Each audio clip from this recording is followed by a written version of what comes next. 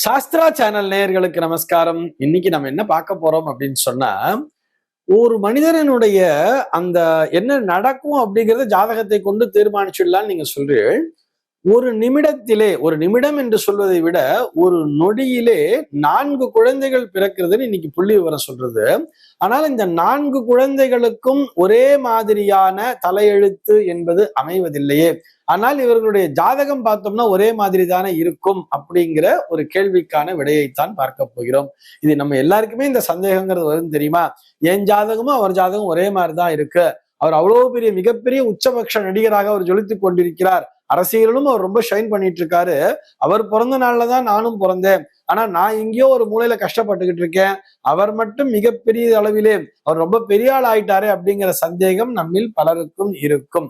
அழகா சொல்லணும்னு சொன்னா, இந்த கேள்வி கேட்டிருக்கவர் எப்படி கேட்டிருக்காரு அப்படின்னு சொன்னா, ஒரு செகண்ட்ல 4 குழந்தை பிறக்கிறது பர்த் ரேட் அப்படின்னு சொல்றாரு. ரைட். ஒரு செகண்ட்ல 4 குழந்தை பிறந்தா கூட ஒரு நிமிஷத்துல, அதாவது இந்த உலகம் முழுக்க நம்ம கணக்கு எடுத்துட்டோம்னா ஒரு செகண்ட்ல 24 குழந்தை பிறக்குதுன்னே சொல்றா.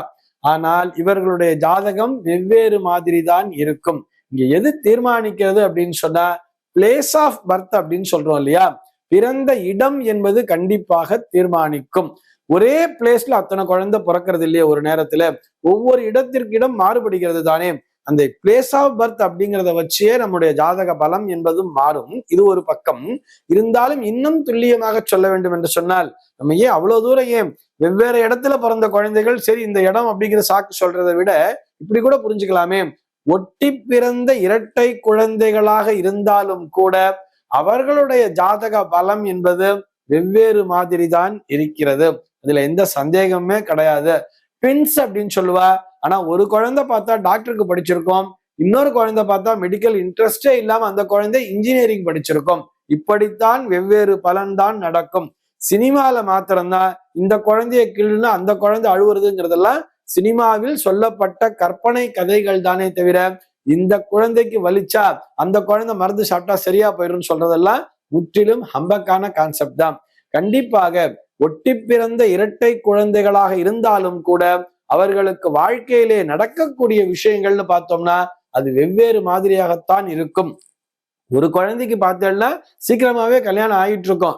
என்கிட்டயே அதுக்கு எக்ஸாம்பிள்ல நிறைய ஜாதகங்கள் வச்சுட்டு இருக்கேன். நிறைய நம்ம அதை பத்தி ரிசர்ச் பண்ணியிருக்கோம். ஒரு குழந்தைக்கு பார்த்தோம்னா கரெக்டான அந்த வயசுல ஒரு 22 வயசுல எல்லாம் கல்யாணங்கிறது ஆயிட்டு இருக்கும்.